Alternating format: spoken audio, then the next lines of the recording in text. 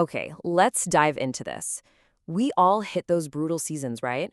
When life just completely dries up. Today, in this explainer, we're unpacking a seriously ancient framework for finding genuine stability when things get tough. We aren't just looking at how to barely survive a drought, but how to actually flourish in the middle of it. So, where does your trust actually reside when the heat gets turned up? Think about it. You get that unexpected awful phone call, or you see your bank account take a sudden nosedive. What's your immediate reflex? Are you obsessively checking your portfolio, doom scrolling? Look, we all grab for a lifeline, but the source material we're digging into today challenges us to really ask, are those lifelines actually strong enough to hold us, or are they just temporary fixes that leave us even more exhausted? To figure that out, we've got to look at this staggering quote from the book of Jeremiah. Listen to this. It has no worries in a year of drought and never fails to bear fruit. I mean, this ancient text is setting up an almost impossible scenario. The absolute worst environmental conditions, a literal drought, and yet, whatever it's talking about has zero worry. Even crazier? It's actively bearing fruit. It's thriving. How is that even possible? Well, to understand the solution, we first need to really understand the drought itself. Now, Jeremiah was talking to an ancient civilization, sure, but a drought, that translates flawlessly to our world today. We're not just talking about a lack of rain here, we're talking about a lack of worldly resources. It's that crushing financial strain, it's the sudden gut punch of a layoff, or that agonizing distress over a fractured family situation, or even just watching the institutions you always trusted completely lose their vitality. These are the modern parched seasons where the heat is just absolutely beating down on us. So what do we naturally do? Historically, when the people of Judah faced a massive national crisis, they panicked. They put their trust in foreign armies instead of God, forming these frantic political alliances. And honestly, that perfectly mirrors our modern temptation to just trust in man. We put our ultimate confidence in human solutions, politicians, substances throwing money at the problem. And when we do that, we slowly turn our hearts away from our true foundation. We're basically trading eternal reliance for a quick, cheap, worldly fix. The text paints this devastatingly vivid picture of what happens when we rely solely on those human solutions. It calls that person a bush in the wasteland. Picture it.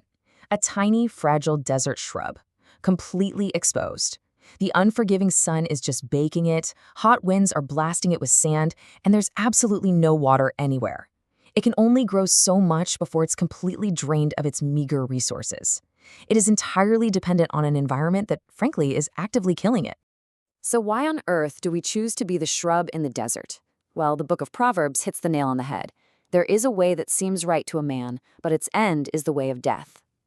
Grabbing that immediate fix, the substance, the debt, that toxic relationship, it feels right in the moment, doesn't it? It feels like we have control. But it's a total illusion. Those things were never designed to sustain human life. In the end, they just ravage us. They drain whatever energy we had left and leave us way worse off than when the drought even started. But here's the good news. Jeremiah offers us a completely different option, the tree by the water. I want you to imagine the exact opposite of that crispy little desert shrub. Picture this massive, towering tree planted right on the edge of a deep flowing river. It's got this sprawling root system you could practically climb on, branches stretching wide and leaves that are this luscious, vibrant green. It's overflowing with fruit. This tree isn't just surviving the heat, it is flourishing. And this brilliantly illustrates our core takeaway today. Think about it. Both the bush and the tree are experiencing the exact same drought. The tree isn't somehow immune to the blazing sun or the blasting sand. The difference isn't the environment at all, it's the root system. The bush is relying on a harsh, unreliable surface, but the tree, it stays green and fruitful because its roots are anchored deeply into an unseen, endless, life-giving source. Its reliance is completely shifted. Which brings us to the big, practical question, right? How do we actually stop being the bush? What are the actual steps we can take to plant ourselves by that stream, to shift our root system away from sheer worldly panic and into a deep, unshakable trust in God? Well, it requires active, heartfelt obedience. Step one is recognizing that false reliance. You have to realize when you're trying to draw water from dry sand. Step two, actively removing our modern idols. Seriously, this means putting down the phone, ignoring the stock ticker for a minute, and just stripping away whatever temporary fixes you're running to instead of God. And step 3 is committing to daily actions that actually align with his instructions. That daily obedience is exactly how you push your roots deeper toward the water. It's how you replace that anxious worry with active, living faith. So, the absolutely crucial point here is this: I, the Lord, search the heart and examine the mind. God knows when our faith is diluted. If we're constantly looking over our shoulders, secretly thinking some politician or a new bank loan is going to be our true savior, our roots are incredibly shallow. We're double-minded. Our obedience has to be genuinely heartfelt. We have to fully rely on him so that when the drought actually hits, that deeply rooted faith is what actually sustains us. Now let's move forward and see how this builds, because if we stop right here, we're missing a massive piece of the puzzle. Trusting God isn't just some life hack for surviving a rough quarter at work or a temporary financial dip.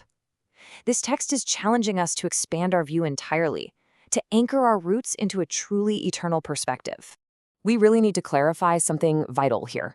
Following Christ and planting yourself by the water, it doesn't magically make the drought vanish. In fact, if you look at the Beatitudes, obedience often means enduring some pretty intense worldly trials, hatred, and exclusion. Faith is not a magic wand that just waves away worldly pain. But Jesus promised that those exact earthly struggles are tied to eternal rewards. Our ultimate hope, our true root system, isn't anchored in just getting a promotion or fixing a quick problem. It is an eternal anchor, one that secures our joy even when the entire world seems totally opposed to us. But how can we be absolutely sure about that? How do we confidently trust God with our eternity when the present moment is just so incredibly hard? Well, the source text points back to one undeniable historical reality: the resurrection. As the Apostle Paul says, if Christ has not been raised, our preaching is useless, and so is your faith. The resurrection of Jesus isn't just a comforting story. It is the ultimate evidence. It's the proof that gives believers absolute assurance that life defeats death, and that God's promises will sustain our roots infinitely. So, when you face a drought, and you will, you have a choice. You can rely on human solutions, which are literally just sinking sand, guaranteed to drain you and eventually fail. Or you can actively push your roots deep by the water, standing firm on the solid rock of Christ through heartfelt, daily obedience. So as the heat of life inevitably turns up this week, I want to leave you with this to think about. Are your roots gripping solid rock, or are you standing on sinking sand?